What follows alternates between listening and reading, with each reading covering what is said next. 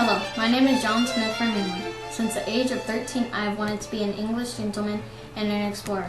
I was born a farmer, but by the time I reached my early 20s, I had been a sailor, a soldier, a pirate, and a slave. I was finally named an English gentleman after taking the heads off of 3 Turks in one-on-one competition. Now I'm setting out to obtain my dream of being an explorer. We were on a ship for 5 months sailing in the New World. I don't really know what happened because I was chained in the cargo hold for the last 13 weeks. They said I talk too much, but I think they're just jealous of my confidence and leadership skill. They were going to kill me, but company orders named me as a member of the government council, so here I am. The land is very nice, and we should be able to establish a good colony here in the name of England. My name is William, and I am the youngest member of the 104 colonists to sail to the New World. I was on the ship Discovery. It was a long, hard voyage with lots of arguing and fighting among the colonists and crew. I am coming in search of gold, silver, and other riches, which I will use to bring family and friends over to this land of plenty. We will build a fort and claim this land for England. The French, Spanish, Dutch, and Russians already have outposts, but we will plan to build the best and soon the largest settlement. We are better prepared than the group 20 years ago that settled on the island of Roanoke. More ships with supplies and people will be coming. It is our job to build the fort and be ready for their arrival. The orders provided by the Virginia Company were read yesterday. I was happy to hear that John Smith would not be hanged for mutiny, because the charter named him to be the governing council. He is an impressive, powerful man that is very different from the other gentlemen. We are now preparing to sail further up the river to look for a suitable position to build a fort. We have seen a few natives watching us, but not have attempted any interaction. I think we will all be very happy in this bountiful and lush land. When the strange man came, I was very curious. Some of them just sat there doing nothing, and the ones who did work were very inefficient. As I was peeking through the trees earlier this morning, I wanted to tell them now was the time to plant gourds, not corn. I was surprised the most by the amount of clothes they wear. They have chosen a very poor location to build a village, so for now they pose little threat. I could not make any sense of their language. I speak many languages, but this is one I don't know. The harsh tones were very painful to hear, so I'll come back later. It has been a year and it is not going so great. We have little food and no one seems to know exactly what they're supposed to be doing. People are dying each week from lack of food, water, and from diseases. I mean, it's just horrible. Someone really needs to take charge and do something about this. I have spent much of my time exploring the river and creating maps of the area. I have been gathering and documenting the local wildlife and vegetation. I lost several men after being attacked by the natives, but have now established a friendly relationship with them. I spend much time away from the fort, but if something does not change soon, this effort will fail. We should not have received supplies from London by now, but we are still waiting. We have been here for a little over a year. It is very hard life in this land. It requires lots of hard work every day to just get by. Many of the gentlemen are not used to working and refuse to do much. We have lost almost half of our group and no ships have arrived. We built the fort on a small island that is connected to the mainland by a marsh.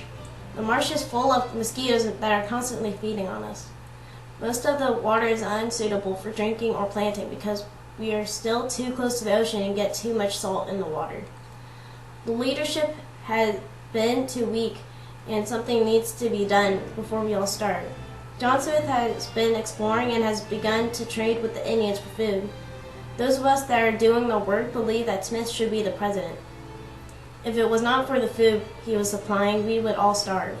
As for gold, silver, and other riches, I have seen very little of these. What I have seen a lot is trees and even more bugs and rats. I hope that we will have better days ahead. The strange men came to our village. I saw them arguing with the chief, but they seemed to agree about what the issue was. The men that came looked very odd indeed, covered in welts and bites.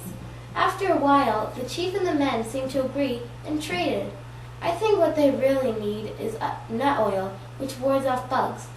My mother said that Oge, the evil spirit, needs to sometimes be appeased with nut oil.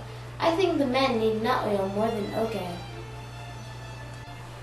I have just been elected president. I'm immediately making changes, starting with an organization on how Fort James will operate.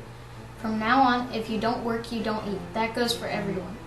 Many of these settlers are lazy. They don't know how to work, and they can't get anything done. They continue to search for riches instead of establishing the necessities for long-term survival. We are now clearing land and building proper houses and sanitation. Groups are being organized for hunting, fishing, and agriculture. We can and will survive in this land.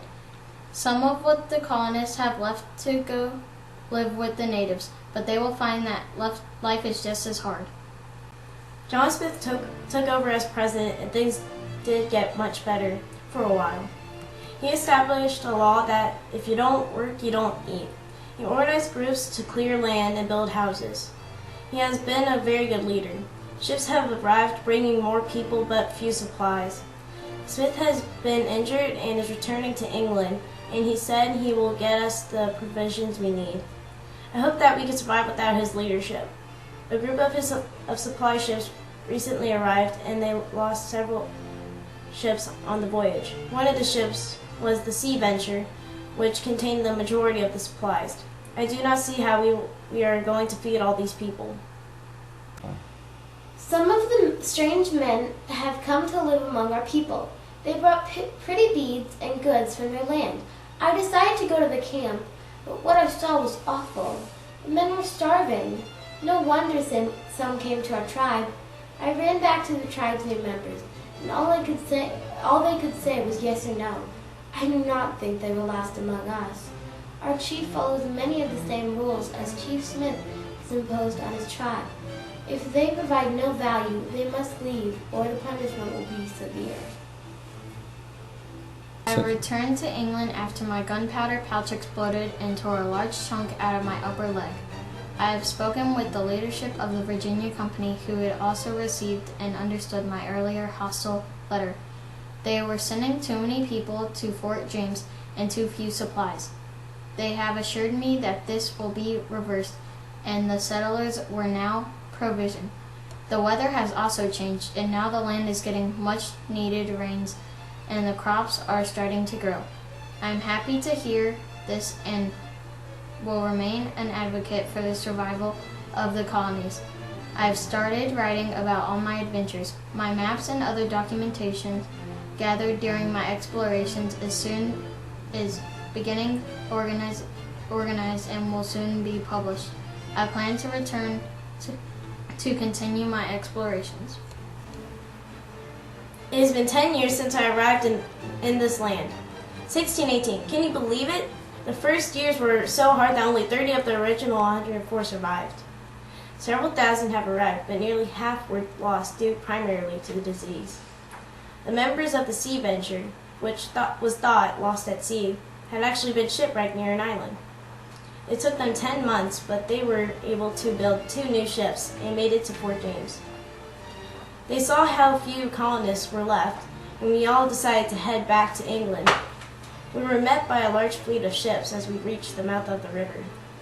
Thanks to John Smith, the ships had everything we needed, and we turned back to the fort. Since then, things have gotten a lot better. We also found our riches by growing tobacco.